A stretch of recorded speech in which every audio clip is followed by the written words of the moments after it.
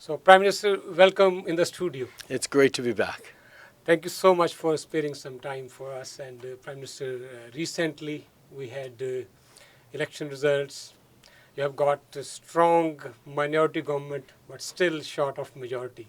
So, It just means how you are going to deal with this situation? Well, I think what we see is that Canadians right across the country are concerned about the same sorts of things. How we're going to make life more affordable, how we're going to invest in a stronger future for our kids, how we're going to fight climate change, how we're going to make communities safer and support with health care. And that's what we're focused on, and that's what many of the parties in the House are focused on. So I know we're going to be able to move forward in a strong way on significant initiatives for Canadians. Okay, Prime Minister, Ontario once again have given you a very strong mandate. Peel region also, and back to back, all the Liberal MPs could win again. But we have seen recent times in Brampton particularly, it's fastest growing city. We are getting most of the international students in Brampton. We have so much shortage of infrastructure there. No university, hospital is fully occupied, transportation problems.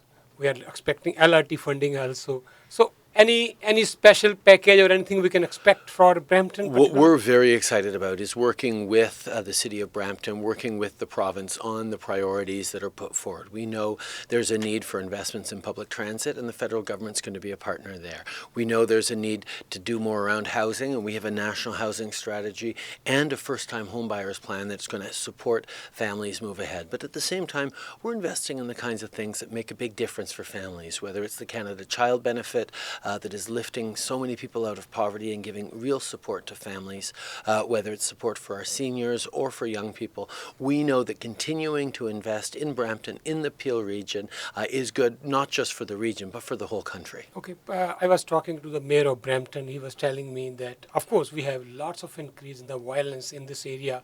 He was expecting some funding because provincial government didn't give any funding to the city of Brampton in particular.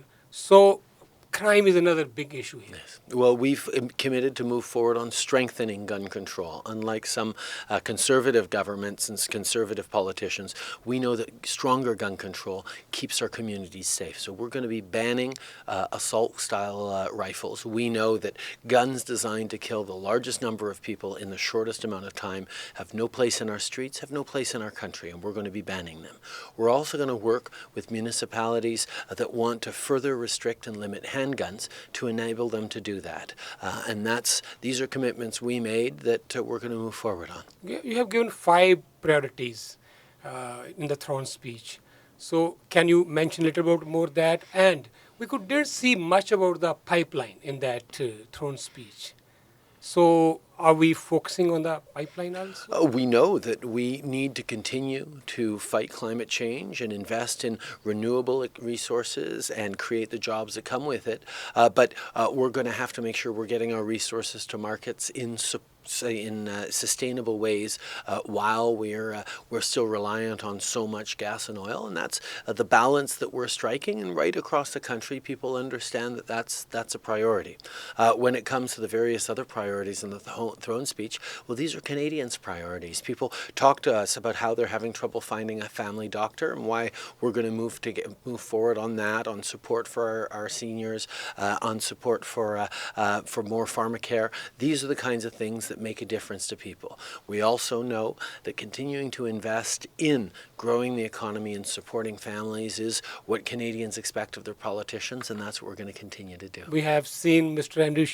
resign recently, running a minority government, lots of challenges from the opposition. Do you feel a little comfortable at the moment? Well, actually, the reason I feel confident and comfortable is because we have an amazing team, whether it's great MPs like Navdeep Bains here in the Peel region, who are leading the way as a minister on bringing down cell phone bills, on moving forward in the kinds of innovations that are going to give our kids and our grandkids great jobs. This is the kind of vision for the future. We have tremendously strong MPs and ministers from the GTA who are there to showcase the work that we're doing right across the country to make things better for Canadians. Okay. While I was sharing with my listeners that you will be in our studio, on our show, one thing they mentioned we were together when you went to India, and Golden Temple we visited. they need a flight from Toronto or Vancouver to Amritsar somehow, some stopover. So they said, can you bring to the notice of Prime Minister, though it's not directly under the jurisdiction of the federal government, but if you can make some initiatives, it will be big help to those people who are visiting. We have an outstanding transport minister who's a former astronaut, Minister Marc Garneau, and I will talk to Marc about this priority for the community, and I know many people already have. It's something that we are looking at. Okay, and we are celebrating 550th birthday of our first 550th guru. years, yes. And anything, any kind of for the commemoration, federal government will be thinking, because all over the world people are celebrating it. Hindus, Sikhs, Muslims, everybody. I think one of the things that always is so inspiring to me is to see the extent to which the community itself will step up to commemorate Guru Nanak Ji for it through seva, through the incredible community activism that is so strong within this community. I think that is an essential part of the lasting legacy as we reflect on 550 years of teachings that have made the world a better place. I asked you last time how you keep yourself, you're so fit, and you said, I live a balanced life. That is so for our important. listeners, holiday season is coming up. Indeed. How they can keep themselves fit like you? Oh, just exercise, work, good time with family, and not eating too much over the holidays. Good. And your last message on Christmas and New Year? Oh, just to wish everyone a very, very happy holiday season. All the best in 2020. It's going to be a big year, and it's going to be one in which we'll continue working together to build